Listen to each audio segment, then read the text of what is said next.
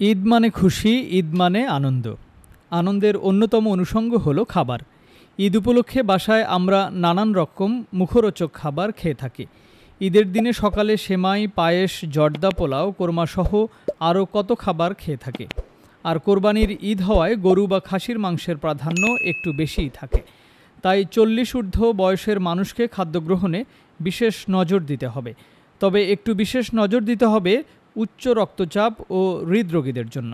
মুখরোচক খাবারের দিকে না তাকিয়ে পুষ্টিকর খাবারের দিকে তাকাতে হবে আমাদের, কারণ রোগ প্রতিরোধ ক্ষমতা বাড়ানোর কোনো বিকল্প নেই।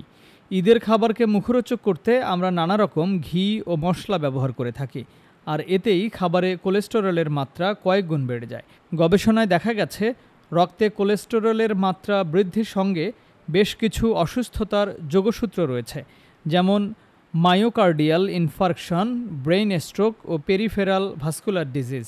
কোলেস্টেরলের মাত্রার বৃদ্ধি ঘটলে আমাদের দেহ রোগে আক্রান্ত হওয়ার ঝুঁকি বেড়ে যায়।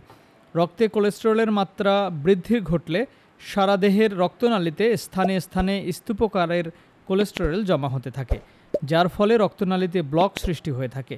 হার্ট ব্লকের জন্য রক্তের উচ্চ মাত্রার কোলেস্টেরলকে দায়ী করা হয়ে থাকে। কোলেস্টেরল মাত্রা বৃদ্ধির সঙ্গে হৃদরোগে আক্রান্ত হওয়ার হার অনেক বেশি, যা চর্বি জাতীয় খাদ্যে সবচেয়ে বেশি পরিমাণে বিদ্যমান থাকে।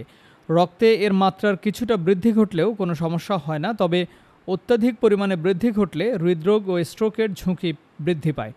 এদিকে যাদের বয়স কম, শারীরিক বা হজমেরও কোনো সমস্যা নেই, তারা নিজের পছন্দ মতো সবই খেতে পারবেন, তবে অতিরিক্ত যেন না হয়, বিশেষ করে চর্বি জাতীয় খাদ্য। প্রয়োজনে চিকিৎসকের পরামর্শ নিতে পারেন।